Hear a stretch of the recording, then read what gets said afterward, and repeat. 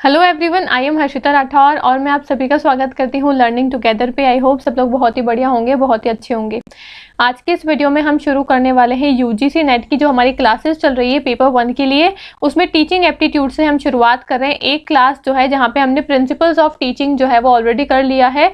जिसने वीडियो नहीं देखी है आप जाके वीडियो को चेक कर लेना, ठीक है।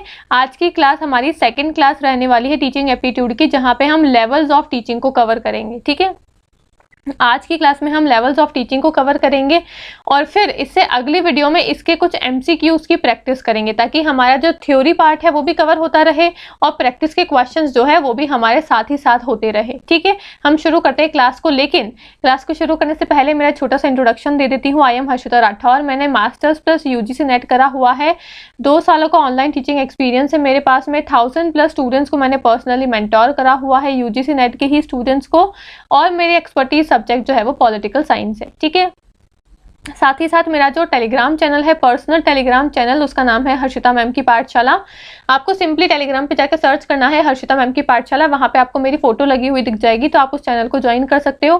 क्लासेस की कोई भी लिंक है, कोई भी क्लासेस की फ्री पीडीएफ भी आपको चाहिए होती है, वो भी मैं वहां पे अपलोड कर देती हूँ। कोई भी आपके एग्जाम से जुड़ी हुई न्यूज आती है, कोई भी करंट अफेयर की न्यूज है या फिर कोई भी अपडेट होता है, वो सारा मैं टेलीग्राम पे ही अपलोड करती हूँ, ठीक है। और साथ ही साथ एक हमारा कॉमन टेलीग्राम चैनल है लर्निंग टुगेदर, आप इसको भी ज्वाइन कर लो, क्योंकि यहाँ पे भी आपको सारी अपडेट जो है वो टाइम टू टाइम मिलती रहती है। तो दोनों ही चैनल्स को आप जरूर से ज्वाइन कर लेना। एक तो मेरा पर्सनल टेलीग्राम चैनल है हर्षिता मैम की पाठशाला, एक हमारा कॉमन टेलीग्राम चैनल है लर्निंग टुगेदर। दोनों को ही याद से जरूर से ज्वाइन कर लेना, ठीक है। आज के वीडियो में हम शुरू करने वाले हैं लेवल्स ऑफ टीचिंग, यानी कि शिक्षण के स्तर कितने होते हैं, कौन कौन से स्तर होते हैं, क्या क्या बातें बताई हुई है उसमें, वो सारी चीज आज की हम इस वीडियो में कवर करेंगे, ठीक है। हम शुरू करते हैं वीडियो को। जो आपकी क्लास रहने वाली है वो इंग्लिश और हिंदी दोनों ही लैंग्वेज में रहेगी, यानी कि यहाँ पे इंग्लिश में पीडीएफ और यहाँ पे हिंदी में पीडीएफ। बायलिंगुअल क्लास जो है वो आपकी रहने वाली है, तो लैंग्वेज का कोई इशू नहीं होगा, ठीक है। हम शुरू करते हैं क्लास को। It is well known that teaching is a purposeful activity. Through teaching, teacher being a desirable change in the student, both the concept teaching and learning are related to each other. Development of complete all-round personality of the learner, ultimate objective of teaching and learning process. In teaching, an interaction take place between a teacher and the learner. The main aim of teaching is to bring changes in the behavior of the student. क्या बोल दिया है, काफी सारा English में बातें जो है वो बता दी है। हिंदी में एक बार देख लेते हैं भाई क्या बोला है, इसको समझ लेते हैं, फिर हम जो एक्चुअल क्लास है उसकी तरफ बढ़ेंगे, ठीक है। सिर्फ इंट्रोडक्शन जो है वो हम यहाँ पे थ्योरी में देखेंगे, बाद में फिर मैं आपको सारी चीजें जो है वो बोल के बहुत ही सरल भाषा में समझा दूंगी, ठीक है। हिंदी में क्या बोला है, यह सर्वादित है कि शिक्षण एक उद्देश्यपूर्ण गतिविधि है। भाई शिक्षण जो है उसमें उद्देश्य तो होना ही चाहिए, कोई भी टीचिंग है उसका कोई ना कोई एम तो होना ही चाहिए। बिना एम के टीचिंग किस बात की होगी, नहीं होगी। तो शिक्षण एक उद्देश्यपूर्ण गतिविधि होता है। अध्यापन के माध्यम से शिक्षक छात्र में एक वांछित परिवर्तन जो है वो ला सकता है। टीचिंग के माध्यम से टीचर जो है वो एक बच्चे में डिजायरेबल चेंजेस यानी कि बदलाव जो है वो हम ला सकते हैं।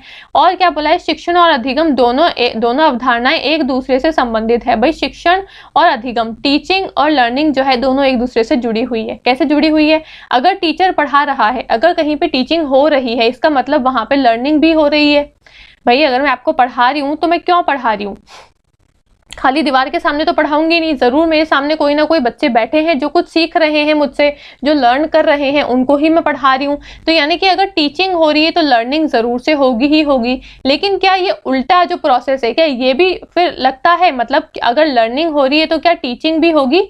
ये जरूरी नहीं है कि जहां पे लर्निंग हो रही है, जहां पे अधिगम हो रहा है, वहां पे शिक्षण हो रहा है। क्यों भाई? अब बोलोगे मैडम जहां पे लर्निंग हो रही है मतलब हम कुछ ना कुछ सीख रहे हैं, तो हम सीखेंगे कैसे जब तक कोई हमको पढ़ाएगा नहीं, मतलब वहां पे टीचिंग तो होगी ही होगी। ये भी बात सत्य है, पर ये बात सत्य नहीं है, ये बात गलत है।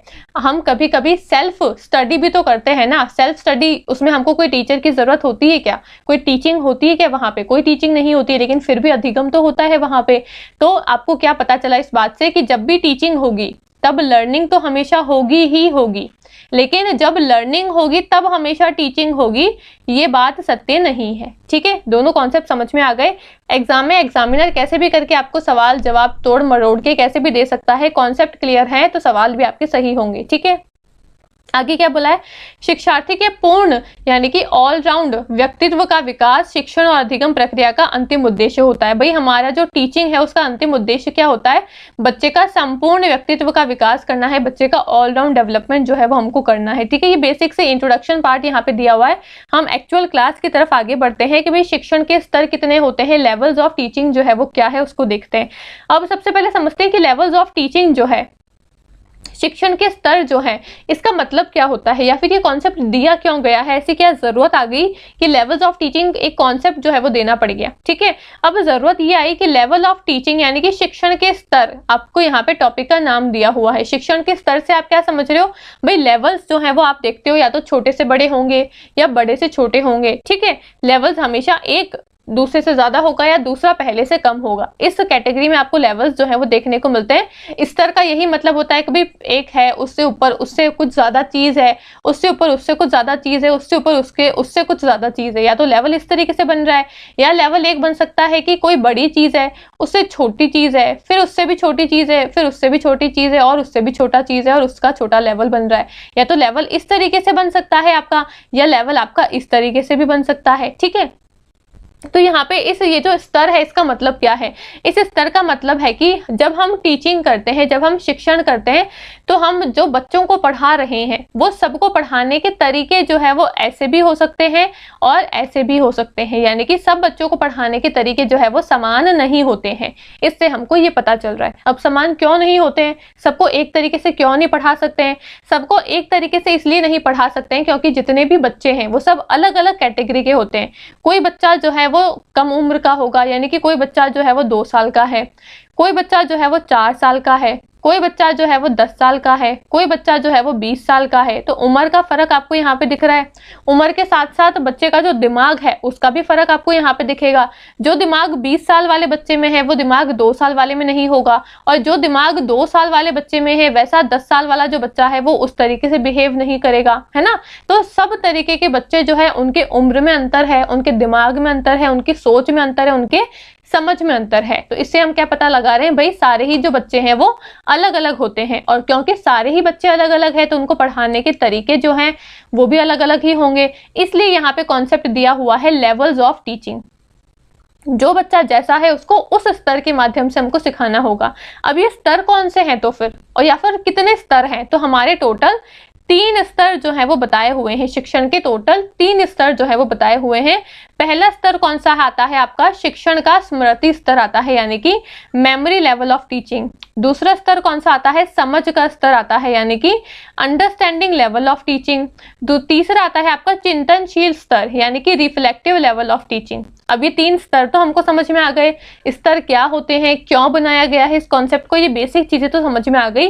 पर ये स्तर है क्या, स्मृति स्तर में, समझ का स्तर, चिंतनशील स्तर, इन सब स्तरों में होता क्या है, तो इसको समझते हैं। सबसे पहले है आपका शिक्षण का स्मृति स्तर। ये आपका पहला चरण है और सबसे बेसिक चरण है, यानी कि सबसे शुरुआत जो है वो आपके टीचिंग की इसी चरण से होती है, मेमोरी लेवल से ही होती है। अब जो मैं कीवर्ड्स बताऊंगी वो कीवर्ड्स आपको याद रखना है, याद नहीं होते हैं तो नोट्स में ऐड कर लेना है, क्योंकि सवाल जो है वो आपको उन्हीं कीवर्ड्स में से मिलेगा, तो वो कीवर्ड को पहचानना है, सवाल का आंसर देना है। ठीक है, क्योंकि पढ़ क्यों रहे हमको पीएचडी तो करनी नहीं है इस पढ़ाई में, हमको नेट का पेपर क्लियर करना है। तो जो कीवर्ड्स बता रही हूँ उसको अपने नोट्स में ऐड कर लेना और उसको याद कर लेना। ठीक है, अब कीवर्ड्स का मतलब क्या है भाई, मैं आपको यहाँ पे समझाऊंगी। कुछ इंपॉर्टेंट वर्ड्स दिखेंगे इस कॉन्सेप्ट से जुड़े हुए, जिसको ही बार बार सवाल में घुमा फिरा के आपसे क्वेश्चन जो है वो पूछेगा। ठीक है, अब सबसे पहले हम करते हैं आपका स्मृति स्तर। मेमोरी लेवल जो है वो क्या होता है, पहले तीनों ही लेवल्स को समझ लेंगे, फिर बाद में हम थ्योरी जो है उसको कवर कर लेंगे, है ना।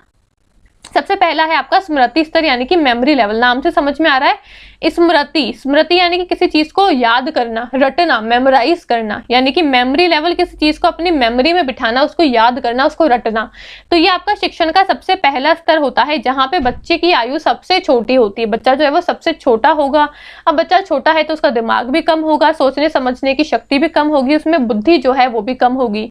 तो टीचर जो है उस बच्चे को किस तरीके से पढ़ाएगा, अगर मैं छोटे बच्चे को कोई कॉन्सेप्ट समझाने की कोशिश करूंगी, मैं उससे ये अपेक्षा करूंगी कि वो मेरे सारे ही चीजें जो है वो समझ जाए, तो वो चीज गलत होगी, क्योंकि वो बच्चा छोटा है, उसका दिमाग कम है, उसके सोचने समझने की शक्ति कम है, तो वो इतने सही ढंग से चीजों को समझ नहीं पाएगा। जब वो बच्चा बड़ा होगा, उसका दिमाग का विकास होगा, तभी वो चीजों को समझ पाएगा। तो फिर इस लेवल में क्या होगा, छोटा बच्चा जो होता है फिर उसको हम किस तरीके से चीजें सिखा सकते हैं, उसको हम चीजें रटवा के सिखा सकते हैं।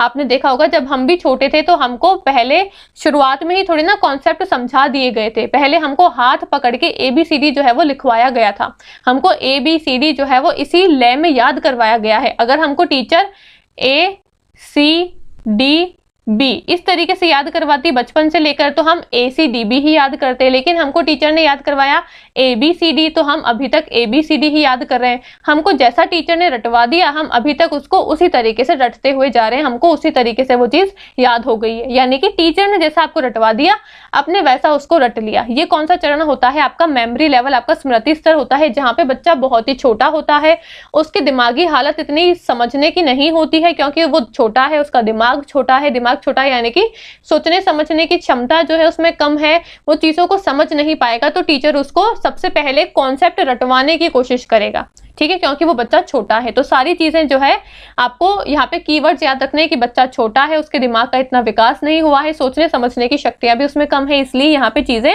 मेमोराइज करवाई जाएगी। रोट मेमोराइजेशन का शब्द आपको बार बार दिखेगा, रटवाने की विद्या का शब्द आपको यहाँ पे बार बार दिखेगा। ठीक है, आगे बढ़ते हैं अगले लेवल पे। अगला आता है आपका समझ का स्तर यानी कि अंडरस्टैंडिंग लेवल। समझ के स्तर में क्या होता है, अब नाम से पता चल रहा है समझ का स्तर, बच्चा यहाँ पे समझने की कोशिश करेगा।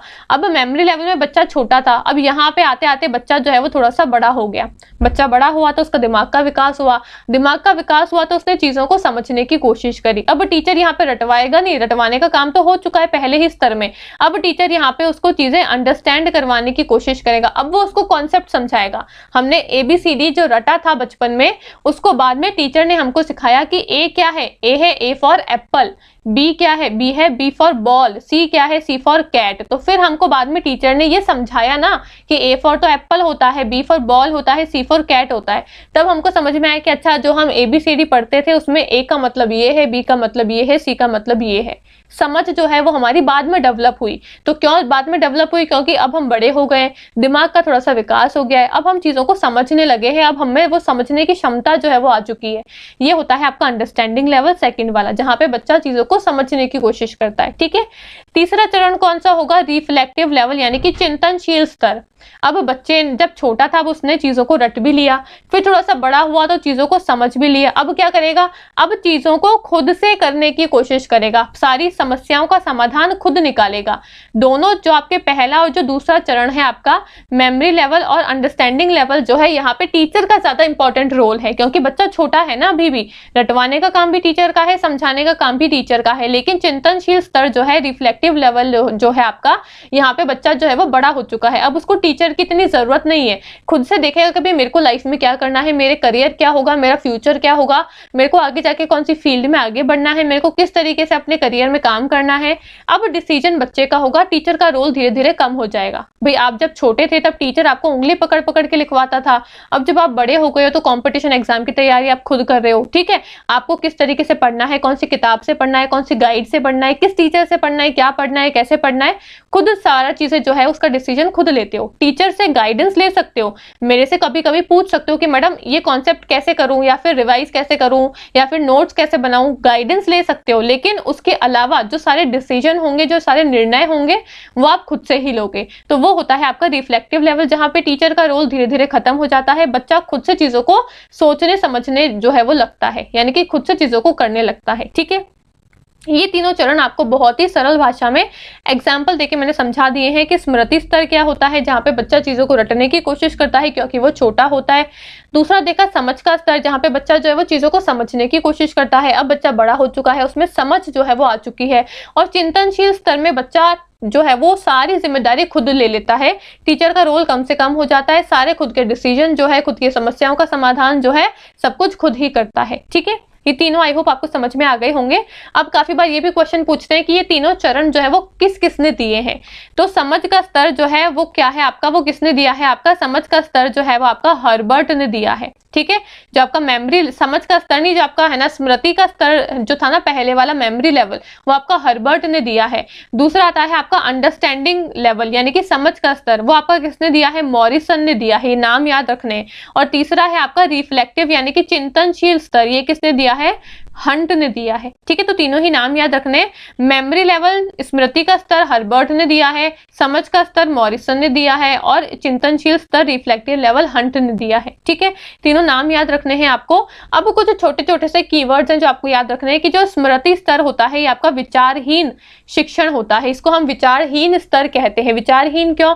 बच्चा छोटा है, विचार करने की क्षमताएं उसमें नहीं है, तो ये विचारहीन है। ठीक है, दूसरा समझ का स्तर था, यहाँ पे बच्चा क्या करता है? विचार करने की कोशिश करता है, बड़ा हो चुका है, दिमाग का विकास हो चुका है, तो विचारशील स्तर इसको कहा जाता है। तीसरा है चिंतनशील स्तर, जो कि आपका उच्च विचारशील स्तर है। बच्चा और बड़ा हो गया है, पूरे दिमाग का विकास हो गया है, क्या करना है, कैसे करना है, कब करना है, सारी समझ उसमें आ चुकी है। अब ये उच्च विचारशील स्तर पे पहुंच चुका है। तो पहला होता है आपका विचारहीन, जो कि स्मृति लेवल होता है। समझ का लेवल कौन सा होता है? विचारशील होता है। और चिंतनशील लेवल कौन सा होता है? उच्च विचारशील होता है। ये कीवर्ड्स हैं जो आपको एग्जाम में पूछेंगे। इंग्लिश में क्या बोला है? मेमोरी लेवल होता है थॉटलेस लेवल, अंडरस्टैंडिंग होता है थॉटफुल लेवल और रिफ्लेक्टिव लेवल होता है आपका अपर थॉटफुल लेवल। ठीक है, आगे बात समझ में। अब डिटेल में एक बार इन सारे कॉन्सेप्ट को कवर कर लेते हैं। समझने के लिए इतना काफी है, थ्योरी पढ़नी है तो अब हम आगे से शुरू करते हैं। सबसे पहले हम देखते हैं मेमोरी लेवल यानी कि स्मृति स्तर जो है आपका, उसकी थ्योरी क्या कहती है। उसकी थ्योरी कहती है कि Herbert is the main propounder of this level, यानी कि हर्बर्ट इस स्तर के मुख्य प्रस्तावक है। इन्होंने, हर्बर्ट ने जो आपका स्मृति स्तर है वो दिया है, ये मैंने आपको बता दिया है, नाम याद रखना है। दूसरा क्या पूछा है?